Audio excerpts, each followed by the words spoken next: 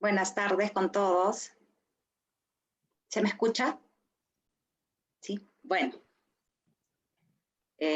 Gracias por esperar, disculpen la breve demora, queríamos que todo esté muy bien. Bienvenidos, bienvenidas, gracias por acompañarnos en esta conferencia con el profesor Máximo Recalcati. Como ya saben, vamos a pedirles que mantengan sus micrófonos apagados y una vez que empiece el presentador y luego el comentador a participar, también sus cámaras para que esté nítida la presentación. Voy a ser de maestra de ceremonias y voy a darle el paso a Pilar Gavilano, presidenta de la Sociedad Peruana de Psicoanálisis. Hola, buenas tardes, bienvenidos todos y todas. En nombre de la Sociedad Peruana de Psicoanálisis quiero simplemente darles la bienvenida a esta conferencia del profesor Máximo Recalcati, que se llama Angustia entre ausencia y presencia, que se refiere a las angustias que estamos viviendo en este tiempo. Quiero agradecer, por supuesto, al profesor Recalcati, a Jorge Bruce, nuestro colega querido, que va a hacer los comentarios sobre la ponencia, a Graciela Cardó, que se ha encargado de organizar la actividad, a Plataforma Psicoanalítica, en la persona particular de Moisés Lemlich, y que es una de las organizadoras de esta actividad, y a los posgrados en psicoanálisis de la Pontificia Universidad Católica del Perú. Quiero agradecer también a Chiara Berlinzani, que nos está haciendo el favor. El profesor Recalcati habla muy bien el español, pero Chiara va a apoyarnos si es que tenemos alguna dificultad en la traducción. Así que sin más, Chela, te doy la palabra a ti. Sí, bueno, voy a empezar presentando a las personas que nos van a acompañar. Empiezo por casa, voy a presentar a Jorge Bruce, ¿no? Nuestro querido colega, conocido por todas y todos. Él es licenciado en Psicología de la Pontificia Universidad Católica, tiene una maestría DEA en la Universidad París-Nanterre, es psicoanalista de la Sociedad Peruana de Psicoanálisis, ex miembro del directorio y del comité ejecutivo de la Asociación Psicoanalítica Internacional, API. Actualmente es el presidente del comité organizador del Congreso Internacional de la API o IPA, que se llama Lo Infantil. Es columnista del diario La República, coincidentemente con el profesor Máximo Recalcati, que también escribe en La República de Italia. Autor de diversos libros sobre psicoanálisis y sociedad, los últimos de los cuales fueron reeditados en Penguin Random House. Los títulos de estos libros son Nos habíamos choleado tanto, Psicoanálisis y racismo, también un conjunto de ensayos con intelectuales de otras disciplinas que se llama Afrontar el desastre, de la misma editorial. Unas líneas sobre Chiara, ¿no? Una entrañable colega que se formó acá en el Perú, en el Centro de Psicoterapia Psicoanalítica. Ella es ítalo-francesa y actualmente es miembro en pleno derecho de la Red de Psicoterapeutas de Francia, afiliado a la Federación Francesa de Psicoterapia y Psicoanálisis, y miembro de la Asociación de Psicoterapia Europea y del Consejo Mundial de Psicoterapia. Un lujo tenerla y apoyándonos con las traducciones. Y bueno, nuestro ponente central, a quien desde ya agradecemos muchísimo por esta conferencia que de seguro nos va a ayudar mucho a pensarnos sobre todo en estos momentos, Máximo Recalcati. Él es miembro de la Sociedad Milanesa de Psicoanálisis, fundador de JONAS, Centro Clínico Psicoanalítico de los Nuevos Síntomas, y director científico de la Escuela de Especialización en Psicoterapia del IRPA en Milán. Enseña en la Universidad de Pavía y en el IULM de Milán. Desde el año 2003 es editor y profesor del curso de especialización en la clínica de nuevos síntomas en la sucursal de JONAS Onlus en Milán. Actualmente es supervisor en el Centro Gruber de Bolonia para casos graves de disfunción eréctil. Colabora con las páginas culturales de La República y La Estampa. Desde el año 2014 dirige la serie Heredi para Feltrinelli, Desde el año 2020, junto con Mauricio Bálsamo, ha comisariado la dirección de la revista, acaba mi italiano, Frontieri della Psicoanálisis, publicada por Il Mulino. Sus numerosas publicaciones están traducidas a varios idiomas, algunas de las cuales son Clínica del Vacío, Melancolía y Creación en Van Gogh, El Complejo de Telémaco, Las Manos de la Madre, El Secreto del Hijo, La Tentación del Muro, Nada es como antes, El Grito de Job, Mantén el Beso. Acaba de ganar un premio de dramaturgia, además, digamos, de escritor, profesor, psicoanalista, también es escritor. Amén, ¿no? Una obra que va a ser puesta en escena el próximo año en Italia. Y también co-compositor de una hermosa canción que ya la hemos escuchado, Mantén el Beso. Así que bueno, sin más, me callo para todos poder escuchar al profesor Recalcati. Muchas gracias. Muchas gracias, Graciela, de esta presentación que muy completa, se puede decir. Perdona, buenas tardes a todos. Perdona mi castellano que no es così perfecto como me gustaría, pero siempre hablamos la lengua del otro. Entonces, esto es un esfuerzo mío. Antes este encuentro, dicevo que tengo una buena transferencia con el castellano, que me gusta muchísimo. Entonces, esto es un esfuerzo de hablar una lengua que amo. Hoy hablamos de la angustia, pero no a partir de una mirada metapsicológica. Hablamos de la angustia en particular de nuestro tiempo. Nosotros somos todos el mundo, todos somos en el tiempo de la angustia. Es un tiempo del sufrimiento también, es un tiempo del dolor también. Es un tiempo del grito. El grito es la prima forma, la forma patémica que tiene la demanda del ser humano. Es una forma radical de la demanda, el grito. Nosotros ahora, en este tiempo, somos en la posición del hombre que cría. Somos en la posición de una obscuridad. Primera consideración. Cuando tenemos angustia, no tenemos trauma. La angustia para Freud es sobre todo un señal. Y como señal es un señal de un peligro, es un señal de un riesgo. Como señal es una defensa del trauma. Cuando hay trauma no hay angustia. En este sentido podemos decir en general que la angustia es siempre post-traumática. Porque el trauma implica la ausencia de una defensa que puede proteger el sujeto. Esto que estamos viviendo con el COVID es ante todos un trauma. Es un trauma individual, es un trauma colectivo, es un trauma que implica una irrupción de lo real y una fractura del orden del mundo. La angustia es después. La angustia es la respuesta al trauma. ¿Y qué angustia? Primera forma de la angustia post-traumática. La primera forma es la forma de una caída. Caída de la imagen ante todos, de nuestra imagen, de la imagen del hombre mismo.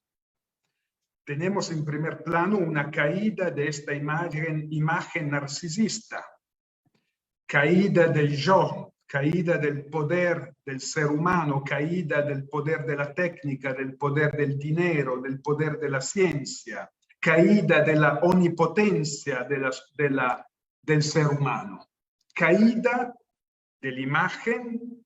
La angustia siempre implica una caída narcisista de la imagen, caída de la omnipotencia y presencia de la impotencia, de una condición de inermidad, podemos decir.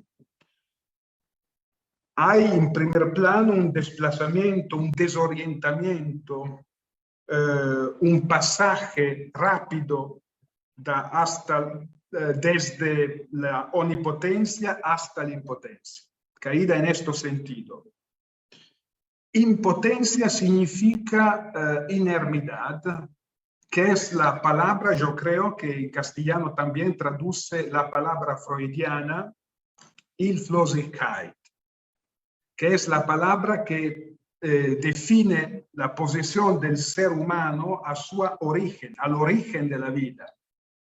Al origen de la vida, el ser humano es sin ayuda. Hilflosigkeit significa exactamente no poder tener ayuda, no es ser sin ayuda, sin ayuda. Condición de inermidad. El grito es la expresión del Hilflosigkeit. Esta es una aparición unheimlich, una aparición perturbante, una perturbación de la imagen, profunda, traumática. Frente al trauma no tenemos preparación posible. El trauma no implica ninguna preparación. Todo el mundo se reconocido sin preparación suficiente. Y entonces la caída es caída de la forma narcisista de la imagen del ser humano a la dimensión informe del real. ¿Qué significa pasaje de la forma de la imagen narcisista al informe del real? El COVID, podemos pensarlo en este término, el COVID es un punto, es una mancha que se produce al espejo. Es la mancha en el espejo del narcisismo humano. Es la mancha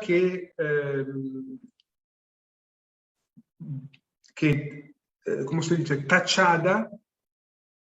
¿Perdón? La mancha que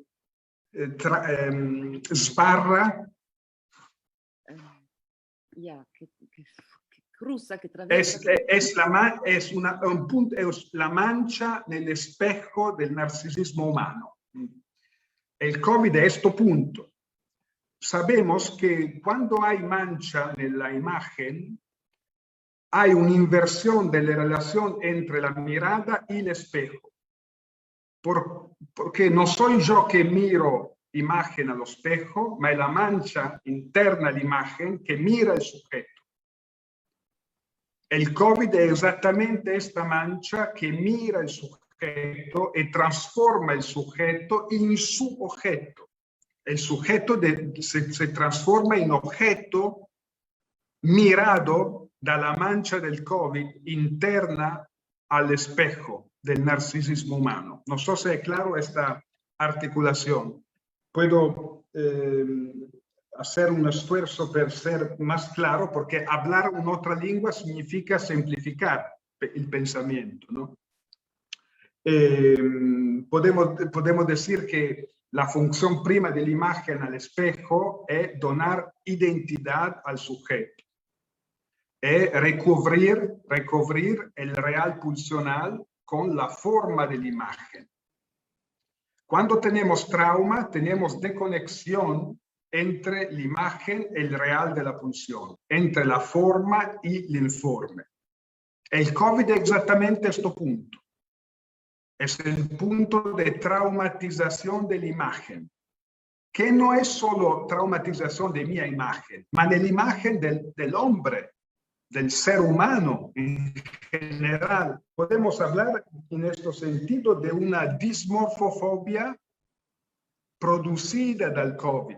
La dismorfofobia es una experiencia del espejo que, por ejemplo, buscamos frecuentemente en los adolescentes cuando la imagen no tiene, cuando la imagen se destabiliza. Entonces podemos hablar de una dismorfofobia antropológica que produce esta angustia colectiva. Nuestra imagen narcisística es caída.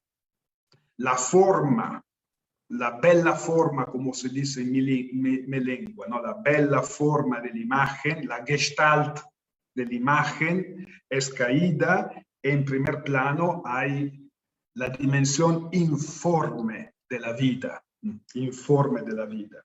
Este pasaje traumático es un primer efecto de la potencia del COVID. En este sentido, el COVID es la mancha en el espejo del narcisismo humano. En este sentido, todos nosotros somos objeto de la mirada de la mancha. No somos objeto de la mirada, somos objetos de esta mirada. Segunda consideración sobre la angustia. Entonces, el primer paso muestra que la angustia es una caída, una pérdida de la imagen, una caída en la inermidad. Entonces, que hay trauma como destabilización del plano imaginario del hombre. Segunda consideración es que esta caída produce el sentimiento de abandono, de soledad, porque la inermidad, el crido del inerme es el crido del ser abandonado. Hay una relación entre angustia y abandono. La primera angustia del niño es efectivamente la angustia de la ausencia producida, causada de la ausencia del otro. Es la ausencia del otro que produce angustia. Hilflosigkeit significa exactamente esta posición originaria del ser humano. Lacan traduce en el seminario 10 la expresión freudiana Hilflosigkeit con una traducción poética de esta fórmula de Freud, hablando de absoluto abandono. El sujeto en el absoluto abandono. En este sentido podemos decir que la prima cara de la madre es saber responder al crido que se produce dall'assoluto abbandono. L'otro materno è l'otro, lo dice Freud nel progetto por una psicología, es una definición freudiana del otro materno particular, porque no hay la idea del otro materno como pecho, como objeto pecho. Hay la idea que el otro materno al origen es sobre todo l'otro socorridor. Esta es la imagen, l'otro socorridor. Socorridor en frente a la condición de inermidad del niño. Socorridor en frente a la dimensión del abandono absoluto de la existencia. Hay una palabra bíblica que traduce en manera muy eficaz este punto del otro materno como el otro socorridor. Esta palabra bíblica en italiano la traducemos con la expresión imperativa eccomi. En castellano se dice heme aquí, aquí estoy, heme aquí, aquí estoy. Esta palabra, que es una palabra bíblica, es la síntesis extrema del código materno. Si hay un código materno, este código materno se traduce nella palabra, nell'espressione "heme aquí". Tú no es solo, tú no es nell'abbandono absoluto. El punto es que madre, más allá del sexo, más allá del femenino y del masculino, más allá de la representación estereotipada del materno, madre es para mí siempre l'altro che risponde al grido del sujeto nell'abbandono absoluto. Cuando hay otro que responde a este grido, hay madre. O podemos decir, madre es el otro socorridor, el otro que responde al grido. Entonces, un hombre puede ser madre si responde al grido del sujeto inerme, del sujeto perdido nell'abbandono absoluto. Ma in questo sentido, in questo tiempo, si madre è esto, si madre è l'altro che risponde al grido, si madre è l'altro che dice heme aquí, heme aquí. Si madre es esto, podemos decir que en este tiempo particular de angustia, que las instituciones tengan el problema de activar el código materno. Las instituciones, no solo la organización estatal, pero por ejemplo, las instituciones de psicoanálisis, tengan el problema de traducir, de activar la palabra heme aquí. Aquí estoy. Que es por nosotros, sobre todo, una posición de escucha. Ma escuchar el grido significa ser el otro socorridor. Esto es un punto muy importante. Que significa pensar las instituciones a partir del código materno, que es el código de la cura, el código mismo de la cura.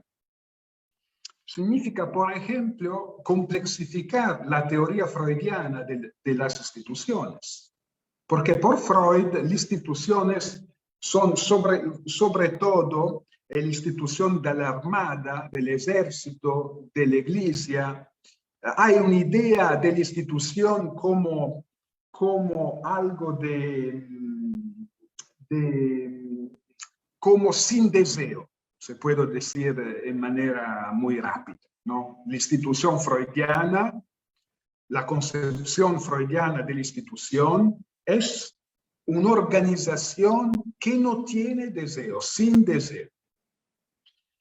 Yo creo que en este tiempo de la angustia, donde en primer plano tenemos la necesidad del otro socorridor, del código materno, la institución deben ser pensadas, debemos producir un pensamiento sobre las instituciones que implica la idea que hay siempre, como dice Pasolini, en manera muy precisa, hay siempre algo es una cita de Pasolini, misterioso y conmovedor en las instituciones. ¿Es correcto? Misterioso y conmovedor. Entonces tenemos una poética de las instituciones. Freud piensa las instituciones a partir del concepto de identificación vertical, a partir del concepto de masa.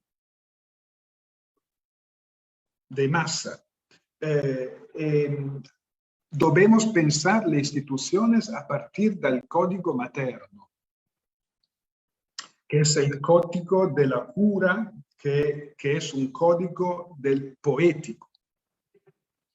Ma che significa cura? Quando pensamos al código materno como código de la cura, ¿qué significa cura?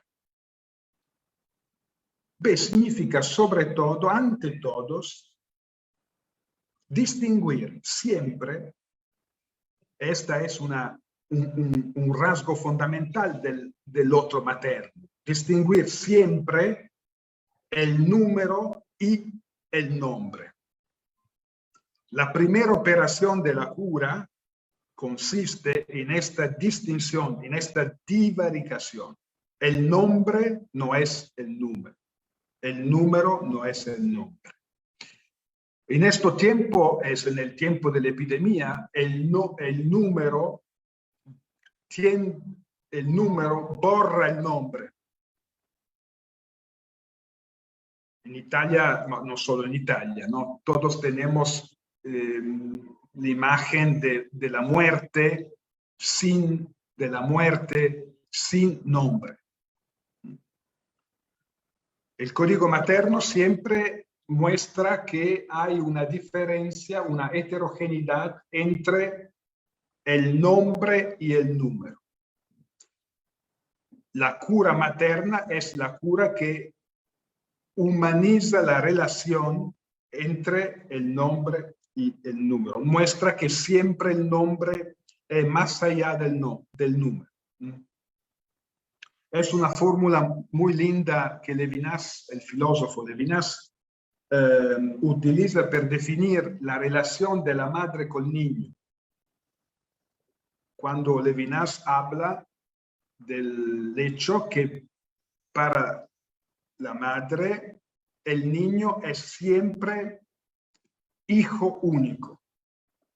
Hijo único, y dice Levinas, no segundo la ley del nombre. Hijo único, no segundo la ley del nombre. Hijo único como hijo que no se puede sustituir. Lo que Lacan dice al término del seminario 10, cuando define el amor materno como amor por el nombre. El amor materno no es nunca amor por la vida en general, no es amor por lo universal. El rasgo fundamental del amor materno es amar al hijo como hijo único en su nombre propio. Amor por el nombre, no es amor por la vida. No existe amor por la vida. Existe amor por Tommaso, Valentina, Camilda. Amor del uno por uno. Esto me parece la función fundamental en frente a la angustia que tiene el otro materno. Preservar el lugar del sujeto como particular, como algo que no se puede sustituir. Heterogéneo al nombre. Y podemos decir inversamente que la incuria, tenemos ausencia de cura cuando, al contrario, hay el nombre que borra, hay el número que borra el nombre. El discurso del capitalista es un discurso que no tiene cura, porque es un discurso que exalta el fetichismo del número. Tenemos un fetichismo del número difundido. Antes del COVID y después con el COVID también, es una nueva religión, la religión del número, la religión de la cuantificación, la religión de la reducción del ser humano al número. Bueno, esta es una versión de la angustia como experiencia de la ausencia. Ausencia de ayuda, ausencia de la presencia del otro, inermidad, abandono absoluto, etc. Hay una segunda experiencia de la angustia muy importante en este tiempo, que no es el tiempo del abandono. El tiempo del abandono es un tiempo que muy importante porque en Italia, pero yo creo que en Perú lo mismo, tenemos un enorme problema de pobreza. ¿Pobreza? De pobreza, ¿no? Esto es el rasgo marxista, se puede decir, de esta crisis, ¿no? Esta crisis produce abandono sobre todo en las clases sociales más vulnerables. Hay una otra forma de la angustia que no es la angustia en relación a la ausencia de ayuda, sino la angustia en relación a un exceso de presencia. Y este exceso de presencia, lo que Freud llama la imposibilidad de huir. La angustia se produce como imposibilidad de huir de la pulsión, del ser pulsional, evidentemente. Pero esta imposibilidad de huir indica que hay una versión de la angustia que no es en relación a la falta, que no es en relación a la ausencia, que no es en relación a la caída, ma es en relación a un exceso. ¿Cuál? El COVID es este exceso, porque el COVID tiene el rasgo de ser para todos y al tiempo mismo de ser indeterminado, no localizado. No es localizado y al tiempo mismo es para todos. Hay una presencia que excluye la ausencia. Hay una presencia persecutoria. Es una presencia paranoica. Es una angustia persecutoria, quella que se produce. El objeto malo es para todos. No es localizado. Es una angustia paranoica que no consente el tratamiento paranoico de la angustia. Porque el tratamiento paranoico de la angustia implica siempre una localización del objeto malo y la su exteriorización. Y en este sentido, el COVID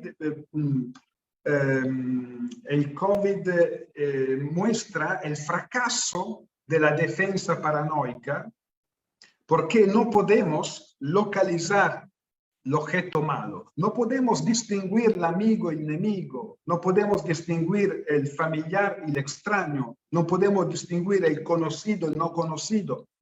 Hay un fracaso de la función de defensa de la frontera, podemos decir, entre el familiar y el extraño. El conocido y el no conocido. Y por eso que, por ejemplo, no sé si en Perú esto se ha producido, en Italia, por ejemplo, siempre se evoca la imagen de la guerra, que nosotros somos en guerra contra el COVID. Es una imagen de defensa, porque la guerra implica siempre que hay una identificación del enemigo. En este caso, no puede producirse esta identificación. Y tenemos entonces la presencia del objeto malo para todos. ¿Para todos es correcto? Sí, Massimo. Es correcto, perfecto. Entonces, la reacción, esta imposibilidad de huir, ¿por qué es imposible huir? Porque no se sabe dónde es el origen de la amenaza. ¿Dónde está el COVID? Es imposible huir porque no se puede identificar el lugar del peligro. Y es por eso que tenemos una transformación clara de la angustia en el pánico. El pánico es exactamente la radicalización colectiva también de la angustia que se produce de esta sensación de la imposibilidad de huir. Y por eso, por ejemplo, en mi práctica clínica, es una pequeña paréntesis, en mi práctica clínica puedo observar siempre, frecuentemente, el pasaje entre pánico y anorexia. Cuando hay pánico, no hay anorexia. Cuando hay anorexia, no hay pánico. La anorexia es un tratamiento del pánico, es un tratamiento, podemos decir, disciplinar. No se puede decir disciplinar. Es un tratamiento disciplinar del cuerpo. El sujeto anoréxico es en la posición del amo de su angustia. Y cuando tenemos un fracaso de la anorexia, o cuando tenemos efectos terapéuticos, podemos encontrar en el mismo sujeto el pánico. Anorexia y pánico son una relación alternativa y circular como la anorexia y la bulimia. Cerrada paréntesis. Entonces, en síntesis, este pasaje, tenemos por un lado la angustia como abandono, separación, ausencia de la presencia, caída de la vida, y del otro lado tenemos la angustia como exceso de la presencia, como imposibilidad de la separación, como falta de la falta, como dice Lacan del seminario 10, falta de la falta, como presencia persecutoria sin ausencia, sin ausencia.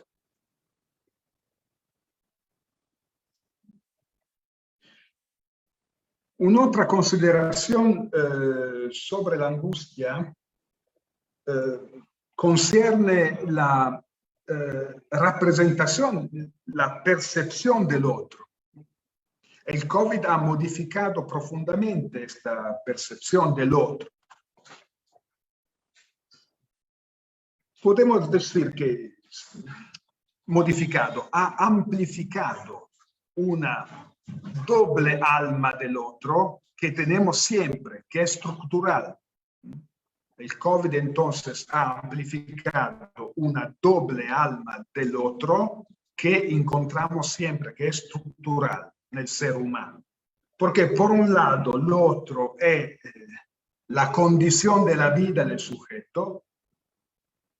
Sin el otro no hay vida. Sin relación con el otro no hay vida del sujeto. Entonces, el otro es un principio vital. Del otro lado, siempre, por el otro lado, siempre, el otro es un principio de destabilización de la vida, de perturbación de la vida. Es un punto de amenaza de la vida. Esta doble alma del otro reproduce una doble alma del ser humano. Porque por un lado no somos como, tenemos, como dice Nietzsche, una alma marina. La alma marina es el alma que ama el mar, ama viajar, ama la libertad, ama la conciencia, ama el saber, ama el no conocido, el alma, ¿cómo se puede decir? El alma de la aventura, el alma de la aventura. El alma que se encarna muy bien en el occidente, en la figura de Ulises. Ulises es la figura del desplazamiento continuo, constante de la frontera. El hombre más allá de la frontera. El hombre que no tiene miedo en frente al no conocido. Entonces, el hombre que el hombre que exprime l'amor por l'abierto, l'amor por l'abierto. No es la sola alma del ser humano, tenemos una otra alma, que es el alma del amor por el cerrado. Esta segunda alma è l'alma che io chiamo l'alma securitaria del ser humano, che pone il tema della seguridad como meta de la pulsión. Hacer de la seguridad, de la protección de mi vida, el objeto mismo de la pulsión, de una pulsión de autoconservación, se puede decir. Esto es un punto muy importante de la metapsicología de Freud, porque cuando tenemos una exasperación de la pulsión de autoconservación, de la pulsión securitaria, de la pulsión que protege la vida, del encuentro con la vida, tenemos pasaje de la pulsión de vida a la pulsión de muerte. La pulsión de muerte en Freud es la radicalización de la pulsión de autoconservación. Pero el punto es que tenemos el alma Ulisse, el amor por l'abierto, y tenemos el alma securitaria, podemos decir también el alma fascista. Fascista nel sentido no politico del termine, ma nel sentido clinico del termine.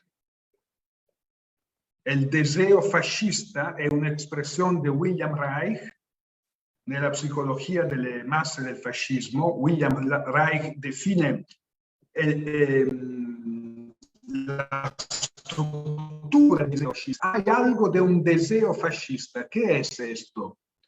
Lo dice muy bien Spinoza, cuando dice que el ser humano puede amar más su cadena que no su libertad.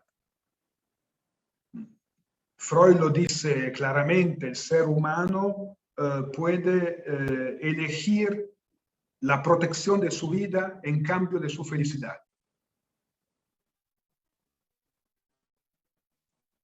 Es la dimensión fascista del deseo. William Reich se pone esta pregunta en apertura de su obra cuando dice que el problema no es por qué en Europa en los años 20 y 30 del siglo pasado le masse han aceptado pasivamente la dictadura fascista. El problema no es esto. El problema es por qué le masse han podido desiderar el fascismo. El problema es el deseo del fascismo. Entonces tenemos una doble alma, el alma de la pulsión securitaria, el alma de la pulsión epistemofílica, podemos decir, kleinianamente, ¿no? La pulsión epistemofílica es una pulsión de abertura, es la sublimación pulsional, es la plasticidad de la pulsión. Y la pulsión securitaria es una pulsión que militariza la frontera. La militarización psíquica de la frontera produce una negación del interscambio. Esto es un punto importante nella reflexión de Bion, cuando Bion dice que la función fundamental de la frontera es la cualidad fundamental de la frontera es la porosidad, es la posibilidad de interscambio. La pulsión securitaria produce una militarización, un enrigidimiento de la frontera. La frontera se transforma en muro. La frontera se transforma en muro. El muro no tiene porosidad. Es un tema político, claramente, ¿no? Da Donald Trump a la Brexit. Es un tema psíquico. En Italia tenemos, por ejemplo, una epidemia de lo que la psiquiatría define fobia social. Son los jóvenes que se cerran en su propia casa. no? Gli hikikomori del Japón, que es exactamente esta experiencia de clausura securitaria, El COVID ha potenciado este empuje al confinamiento, esta pulsión securitaria, seguro. Esto es un punto muy importante. Para mí, la idea del confinamiento como amplificación de la pulsión securitaria. Pero, al mismo tiempo, el COVID que muestra es un punto muy significativo, porque el COVID muestra que hay un límite en nuestra representación de la libertad. Porque el discurso del capitalista en general afirma una concepción libertina de la libertad, o en términos más clínicos, una representación perversa de la libertad. La libertad es la libertad de hacer lo que se quiere. La libertad de expresión del goce sin límite. O sea, la libertad neolibertina del neoliberismo es la libertad que pone el goce como única forma posible de la ley. La sola ley posible es la ley del goce. Este es un principio de perversión pura. Eso, el COVID ha corregido esta representación neolibertina de la libertad. ¿Por qué? Esta es una mia interpretación que en Italia ha descatenado un debate, ¿no? Porque en Italia hay intelectuales de izquierda che dicono lo contrario, cioè che non somos nel tiempo de una dictadura sanitaria, no somos nel tiempo de una represión de la libertad, no somos nel tiempo de una legislación de emergencia que borra el derecho individual de la libertad. Mi idea è un'altra. Yo creo que si hay una enseñanza en el COVID es demostrar que la libertad no es una propiedad individual, que la libertad o es implicada en una relación de solidaridad, o es en un vínculo con el otro, o es una abstracción. Esto es un punto, yo creo que estoy terminando el tiempo, ¿no? Vado a terminar sí, con este punto. Sí. Que este último punto es que la libertad no es liberación. La libertad es siempre conexión al otro. Este es un magisterio del COVID muy importante y yo espero que esto puede restar, ¿no? Una nueva representación de la libertad como vínculo con el otro. Bueno, el tiempo ha terminado, entonces va bien. Bueno, gracias, Máximo. Has compartido muchas ideas, imágenes, metáforas originales que nos hacen pensar. Ahora escuchamos a Jorge Bruce unos comentarios a tu presentación y de ahí tenemos un poco de tiempo para dialogar. Gracias, Chela. Gracias a la Sociedad Peruana de Psicoanálisis por este honor y por esta angustia también de comentar al profesor Recalcati después de una conferencia tan brillante y tratar de decir algunos comentarios que por lo menos sean pertinentes. Lo primero es un recuerdo. Escuchando a Máximo, hace algunos años en la ciudad de Sao Paulo, en Brasil, hubo un seminario sobre la angustia del seminario número 10 de Lacan. Recuerdo que yo presenté un trabajo, pero el invitado estrella era Patrick Guillaumat, seguramente que Máximo lo conoce. Recuerdo con nostalgia porque hablábamos de la angustia en la obra de Lacan y de Freud, por supuesto, de inhibición, síntoma y angustia, y en fin, de los clásicos. Y creíamos que estábamos en una época muy angustiosa de la vida. Y ahora recuerdo con mucha nostalgia esa época y me doy cuenta que todo es empeorable, ¿no?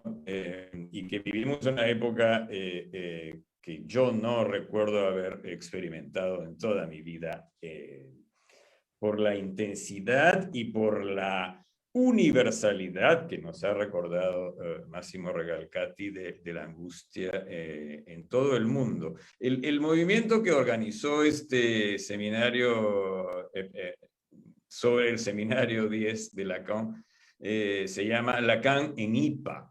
Y en ese entonces era como, hablando de las instituciones que mencionaste, Máximo, era un gesto de audacia Lacan en IPA, porque todavía subsistían algunas de las viejas fronteras, como tú mencionaste, institucionales, ¿no? Que yo creo que ya se han no solamente vuelto porosas, sino felizmente se han abierto, y ahora Lacan es, como debe ser, uno de los más extraordinarios pensadores del psicoanálisis y quiero decir, es reconocido como tal dentro de la IPA y es estudiado, creo yo, en la gran mayoría de institutos del mundo, y es algo de lo que yo me felicito y me parece que era inaudito lo que pasaba entonces. Pero decía, claro, la angustia de la que hablábamos, no nos imaginábamos que iba a cobrar la importancia que ha cobrado con el COVID, y que Massimo Recalcati nos ayuda no solo a entenderla, sino me parece que nos da mucha esperanza, que es algo que escasea terriblemente en esta época, y mucho más en países como Perú. Conversábamos un ratito antes, Italia y a otros países nos llevan delantera, están en una mejor situación que nosotros, ya lo estaban antes, pero acá en Perú tenemos, pues, por decirlo menos, la doble angustia, la angustia del COVID, la espera de la tercera ola y la angustia política que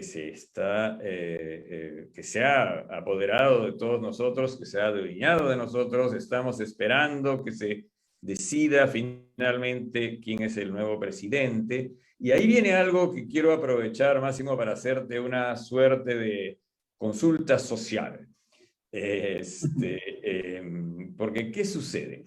El que muy probablemente sea el próximo presidente del Perú es el señor Pedro Castillo. El señor Pedro Castillo proviene de una provincia, de un distrito de Chota, del departamento de Cajamarca, en los Andes peruanos.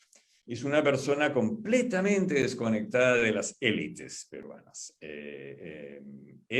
No solamente es un outsider, sino que realmente no tiene, nadie lo tenía en las élites, lo tenía en su celular. Es alguien completamente inesperado que irrumpe. Y con él irrumpe mucha gente también que ayer, por ejemplo, ha habido unos desfiles de ronderos, que son unas organizaciones campesinas de la Sierra Peruana, que son las que se encargan de la seguridad. Tú hablabas de la pulsión securitaria en las zonas más pobres de la sierra, porque hay una terrible ausencia del Estado. Entonces la gente se organiza y los ronderos usan machetes y chicotes, fuetes. Y ayer desfilaron por las calles de Lima con sus machetes y raspando el asfalto con sus machetes y desatando el terror en la ciudad. No fueron agresivos, no amenazaron a nadie, es el típico desfile de los ronderos.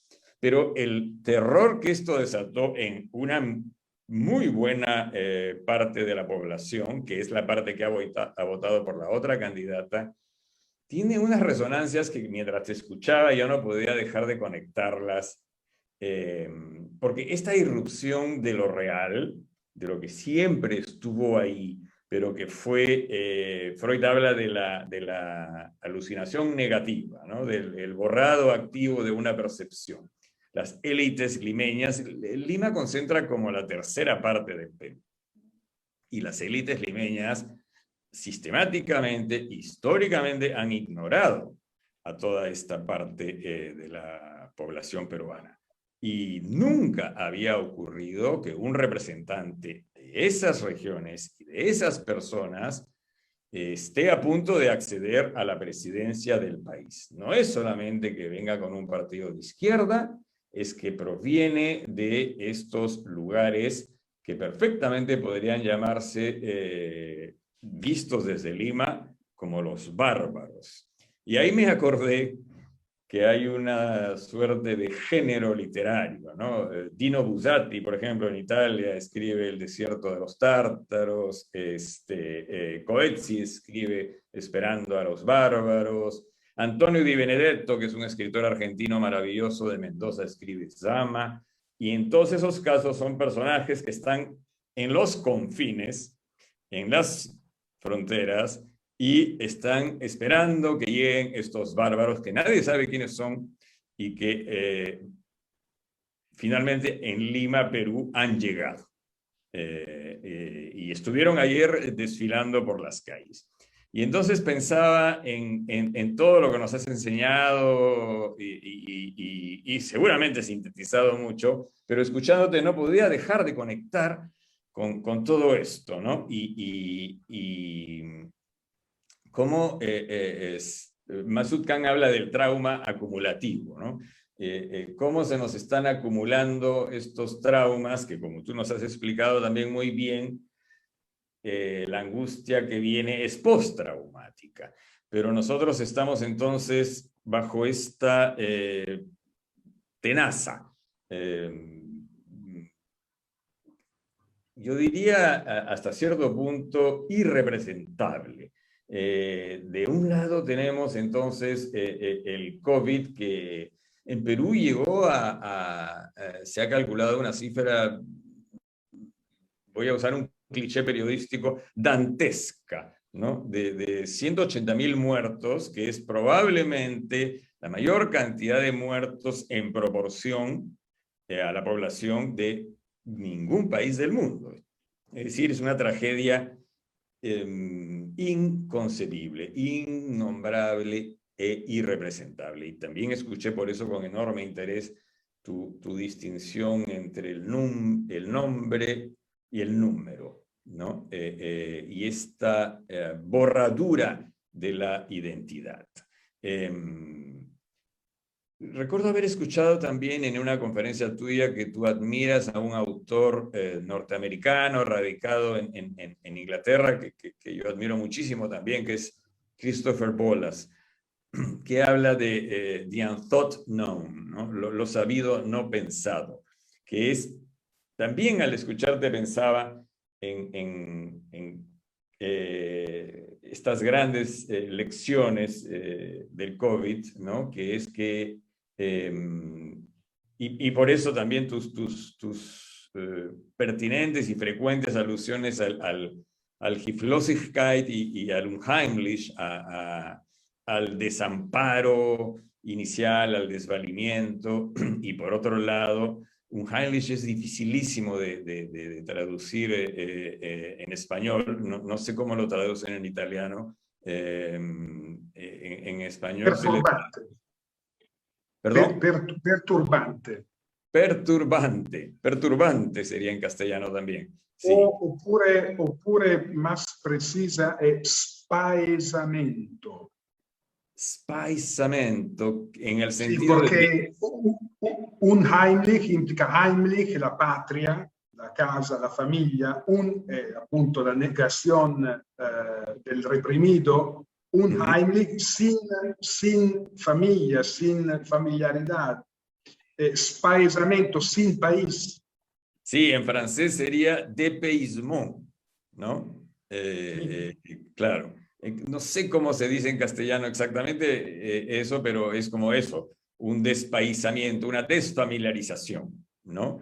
Sí. Y qué es lo que nos está ocurriendo, tanto con el COVID, que ya nos había puesto en esta imagen bíblica que tú has utilizado de una manera muy plástica de la caída, ¿no? Que es bíblica, pues es Luzbel, ¿no? Y la caída de la omnipotencia, que nos deja inermes, que nos deja desvalidos, que nos deja perdidos, hasta que acude en nuestro socorro, en nuestra ayuda, el código de la madre, como tú bien lo has dicho, ¿no? Que no es necesariamente la madre en el sentido literal, Claro. sino quien ocupa su función, su lugar, y que nos ha hecho aferrarnos a muchas ilusiones. Por ejemplo, no sé si en Italia pasó lo mismo, acá ha habido una enorme revalorización de la ciencia y literalmente de las estadísticas, además, no solamente de la ciencia médica, sino también de la ciencia estadística. Y de pronto, por ejemplo, en las redes sociales, en el Twitter, que yo frecuento un poco, los epidemiólogos, los científicos, se han vuelto unos personajes importantísimos. Antes nadie sabía quiénes eran. Ahora todo el mundo los conoce y su opinión es seguida por todo el mundo y esperamos de ellos la palabra del amo, ¿no? Que nos digan qué va a pasar, qué va a hacer de nosotros, ¿no? Sigo con mis asociaciones. Hablaste mucho del grito. También no pude evitar pensar en la celebérrima imagen de Edvard Munch, ¿no? Del grito en el puente. Ese grito de ayuda, de pedido de ayuda, y que seguramente tiene diferentes momentos, ¿no? Kafka decía, hay mucha esperanza, pero no para nosotros, ¿no? Kafka tenía un maravilloso sentido del humor que creo que ya no es muy apreciado hoy en día. Yo sí creo que él se reía mucho escribiendo estas cosas, pero... entonces, entre las muchas cosas que anoté para dejar ya lugar a las preguntas, es que a pesar de que vivimos una época de un dolor, de una angustia, de un sufrimiento que nunca imaginamos que íbamos a experimentar, creo yo, también esta caída de la omnipotencia, he creído entender eso al escucharte, y esta caída en la impotencia, pues puede resultarnos muy valiosa si es que somos capaces de procesar esto, si es que somos capaces de elaborarlo y de aprender sobre la condición humana y sobre lo que hemos hecho de nuestros lugares en los que vivimos. Ahí sí, claro, hay diferencias muy grandes, a pesar de que hay muchas similitudes, también hay enormes diferencias entre Italia y Perú, y por eso es que quise contarte esta situación muy extraña que estamos viviendo acá, pero a la vez que muy extraña, extraordinariamente valiosa, porque el Perú ha vivido procurando desde los centros urbanos modernos ignorar a toda esta parte de la peruanidad que ha esperado al 2021 en pleno COVID para irrumpir. Y esta irrupción tenía que ocurrir. en realidad es una suerte que haya ocurrido. Pero por otro lado es terriblemente difícil de asimilar, de procesar, de entender. Y por eso es que se han generado, tú mencionaste el fascismo, de Graciela Cardó, te lo mencionaba antes cuando trataba de explicar sucintamente las dos mitades del país. Es verdad, en votación son dos mitades, pero cada mitad tiene muchos fragmentos, digamos, ¿no? No es que sean dos mitades monolíticas. Hay muchos resquicios, somos un país profundamente fraccionado, dividido, no en dos partes, en realidad en muchas partes. Hay muchas fisuras, muchas grietas, y en muchas de estas, por supuesto, o en todas, se introduce la angustia. Por eso es que, y con esto termino agradeciéndote muchísimo por habernos dado tantos elementos, tantas herramientas, tantas posibilidades para pensar lo que nos está sucediendo, para no quedarnos desvalidos, para no quedarnos impotentes y para comenzar o continuar tratando de aprender, extraer de esta lección estas lecciones con un costo inimaginable de sufrimiento, de dolor, de vidas. Y, no quería dejar de mencionar esto, no sé si en Italia fue lo mismo, Máximo, pero acá gran parte de las personas que han han llevado la peor parte con el COVID, gran parte de la gente que ha muerto literalmente, es porque eran pobres, es decir, porque no tenían acceso a servicios elementales, ¿no? Y esto a mí me da, creo que lo que más miedo me da es que cuando ya el proceso de vacunación termine y encuentre la medicina alguna fórmula de recuperar algo, digamos, de la vida de antes, nos olvidemos de todo esto. Y yo espero que esto no ocurra, espero que nunca nos olvidemos de que esto ha ocurrido porque vivimos en un país atrozmente desigual, inequitativo y que prefiere ignorar la suerte de una inmensa cantidad de gente, de peruanos y peruanas que han dicho basta, junto con el COVID, ¿no? Entonces, bueno, creo que me he ido mucho más para este lado.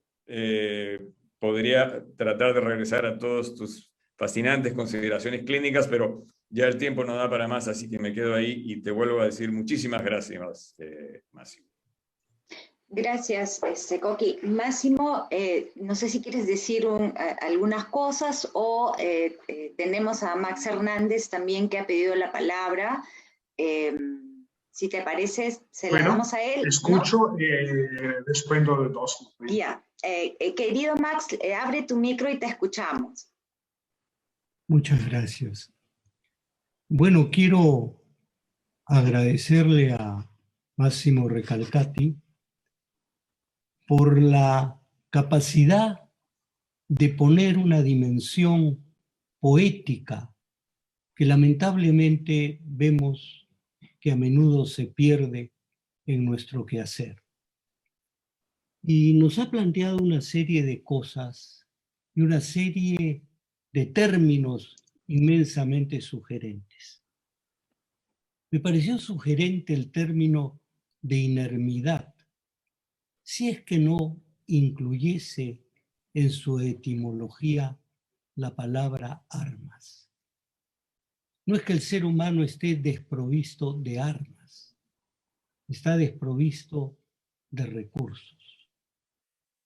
Y creo que lo que está ocurriendo en este momento y lo que ha planteado Recalcati me parece que nos ayuda a entender es que esta especie de Dios protésico del que hablaba Freud en El malestar en la civilización, está perdiendo de golpe y porrazo todas las prótesis con las que adornó su desnudez narcisista.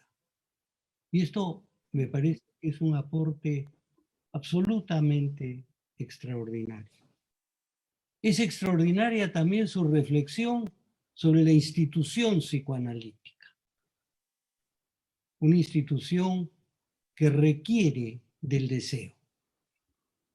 El deseo es algo que está en todas partes, excepto en la institución psicoanalítica. Me parece extraordinario. Nos puede pasar algo, usted mencionaba a Reich. Usted sabe que el 33 expulsaron a Reich al mismo tiempo de la Asociación Psicoanalítica Internacional y de la Internacional Comunista. Eso no es novedad. Lo grave es que lo expulsaron de la Sociedad Analítica por psicoanalista y lo expulsaron de la Asociación Comunista por comunista. Esa es la extraordinaria paradoja de la expulsión de Wilhelm Reich. Decirle también que como soy un viejo analista, o peor aún un psicoanalista viejo, recuerdo a cierto. El viejo Balint, que como buen húngaro era amante de crear palabras, habló de los analistas ognofílicos y los analistas filobáticos, aquellos que se aferran a los objetos y aquellos que prefieren transitar en los espacios.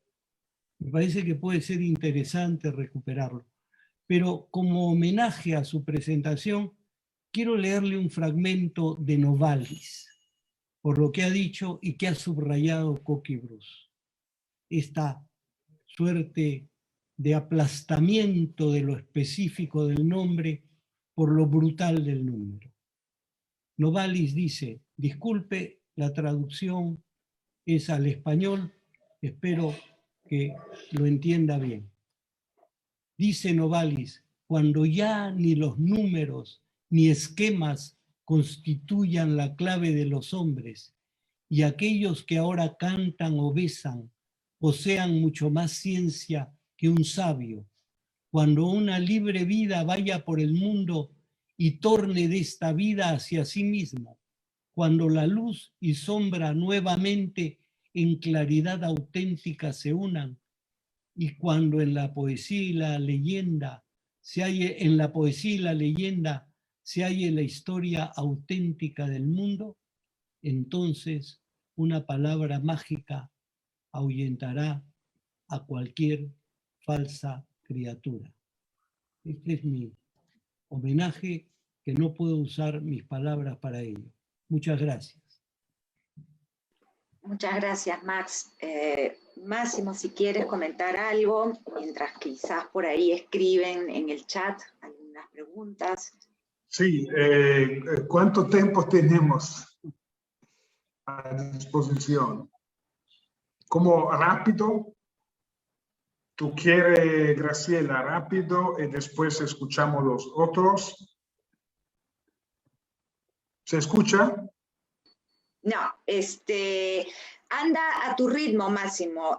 Respondemos esto. Pero y tenemos unos 10 otro... o 15 minutos. Sí. Okay.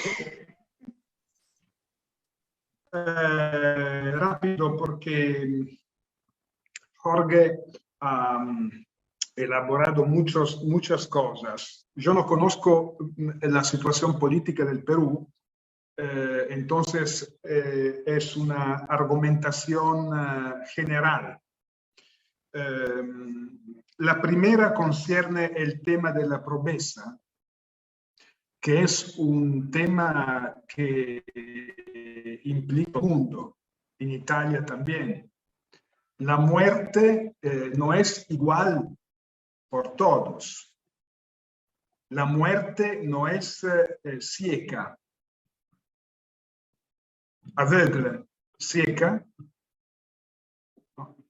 Entonces, he escrito un pequeño artículo sobre República, el nuestro común jornal periódico, sí, intitulado Los 2 metros del COVID. Los 2 amos del COVID, que son Darwin y Marx. Porque hay un lado Darwin, que es el lado de la muerte que colpisce. Chiara. Chiara, tu micro, golpea. Golpea. Golpea. Golpea. Golpea, ¿me escuchan? Lo estoy escribiendo en la chat en todo caso, Máximo. Golpea, perfecto. Golpea los viejos, una generación particular. Hay un principio de selección natural.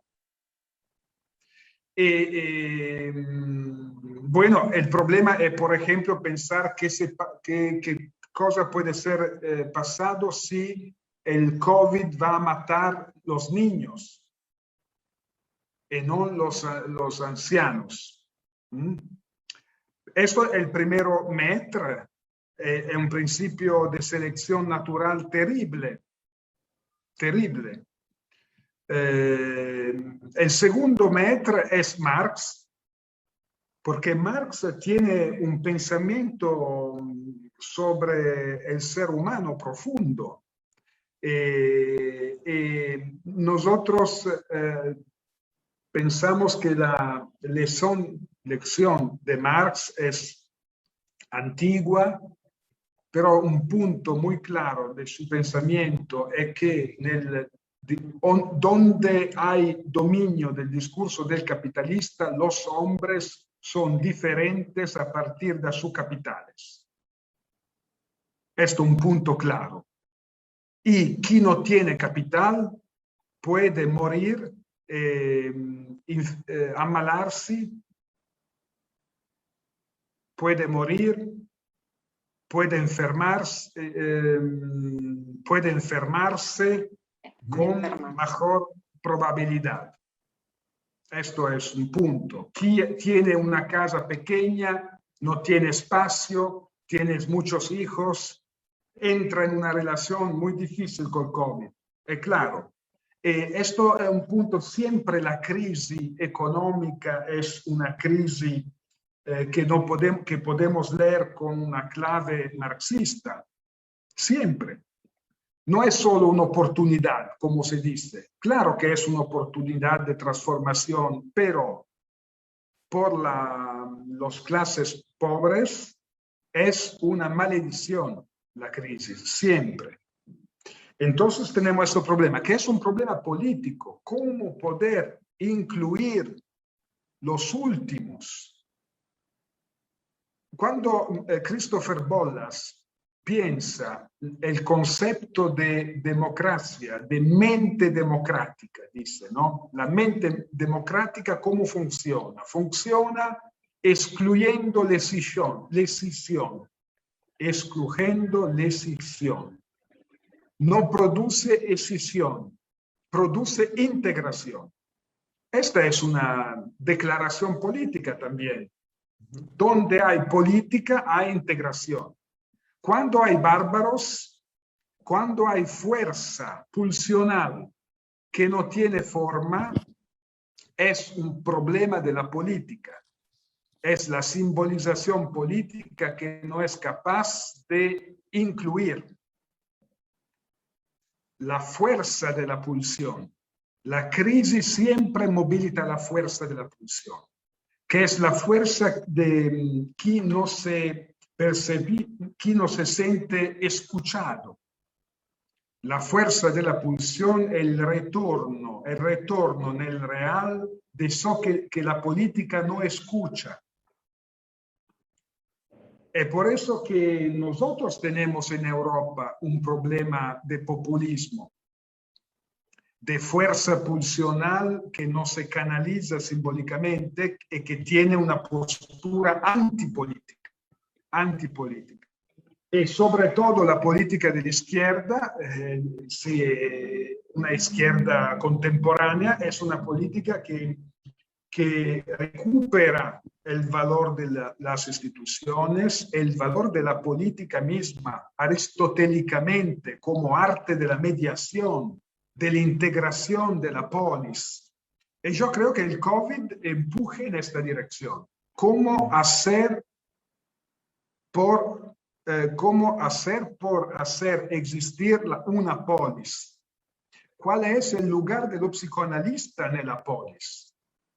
¿Cómo puede el psicoanalista hacer algo por contribuir a este movimiento de integración y no de escisión?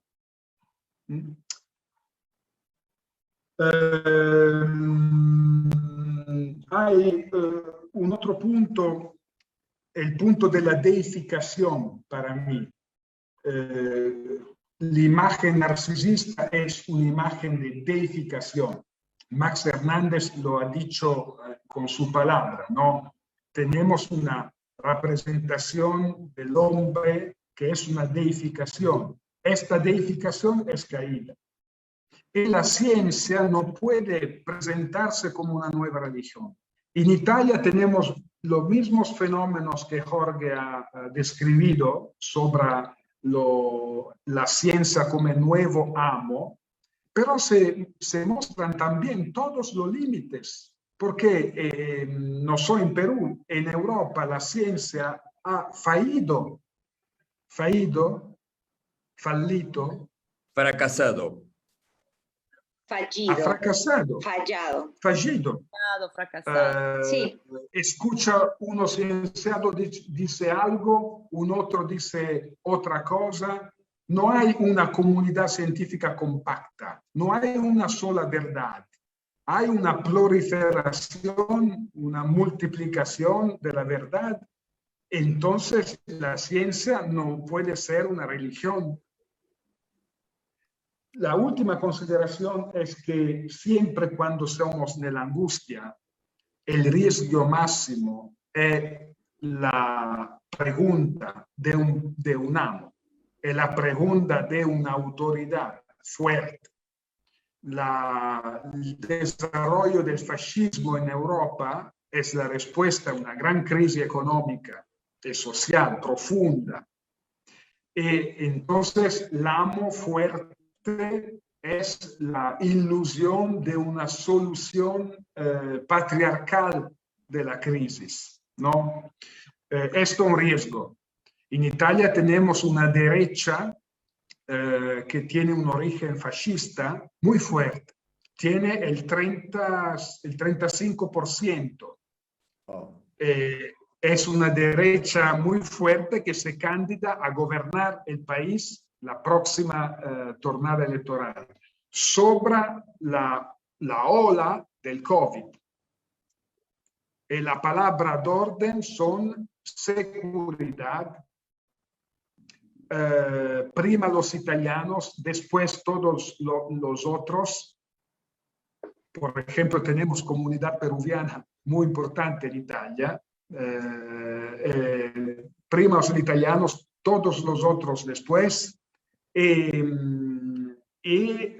Concentración del poder, que es una respuesta de derecha a la crisis. La respuesta de izquierda es una respuesta de inclusión, de integración. Una última sobre una observación de Max Hernández. Este punto, yo creo que nosotros tenemos el deber como psicoanalistas de defender el poder de la palabra. El poder de la palabra no es el poder de la comunicación. Cuando se encuentra un analista no se comunica. El lugar del analista, el lugar de la palabra analítica no es el lugar de la comunicación. Porque de esta palabra tenemos lleno el mundo, ¿no? La palabra de la comunicación es una palabra vacía, como dice Lacan. Nosotros tenemos fede a la fuerza de la palabra. a la palabra como manifestación del deseo, al esfuerzo de poesía de la palabra. Esto es el punto. En este sentido, la psicoanálisis defiende siempre el nombre contra el número. Siempre el nombre contra el número. Esta defensa hoy es fundamental. Bueno, lamentablemente, con mucha pena, estoy segura de todos y todas, el tiempo se nos ha terminado, pero lo que ha empezado son un montón, digamos, de darle vueltas a todas estas ideas. Yo vuelvo a decir, imágenes que nos has traído, personajes míticos, ¿no? Que estoy segura que nos van a ayudar a seguir pensando estas grandes crisis que vivimos y angustias que en el Perú se están yuxtaponiendo, como en gran parte del mundo. Hay muchos comentarios en el chat, hay por ahí preguntas, pero lamentablemente tenemos que parar. Por ahí hay una, por ejemplo, que hace alusión a la función del padre. Tú hablabas de las manos de la madre, el rostro de la madre. De repente pensaba, eso quedará pendiente. Siempre es bueno que falte algo o mucho para una próxima conferencia. Desde ya hacemos esta invitación para continuar estas conferencias y poder conversar contigo y con colegas tan queridos que nos han acompañado. Has abierto muchos temas, ¿no? Junto con Jorge Bruce, ¿no? Lo individual, lo social, lo político, la pulsión, nuestra escucha analítica. Así que solo me queda, en verdad, agradecerte muchísimo, Máximo, Coqui, Bruce, Max, que son los que han podido intervenir esta vez. A quienes han escrito, vamos a transcribir las preguntas del chat y se las vamos a hacer llegar al profesor. Así que gracias, Pilar, también, ¿no? Desde la Sociedad de Psicoanálisis del Perú, Plataforma Psicoanalítica, la Universidad Católica, que todos auspician este evento. Nada más eso, muchas gracias y hasta una próxima posibilidad de unirnos a través de estos medios, como se dice, en red, internet, que por ahora tenemos. Así que, Máximo, muchas gracias. Gracias a todos, a todas, y nos vemos una próxima. Bueno, gracias a vosotros. Un abrazo. Gracias. Gracias, abrazo. Gracias. Gracias a todos. Fuerte.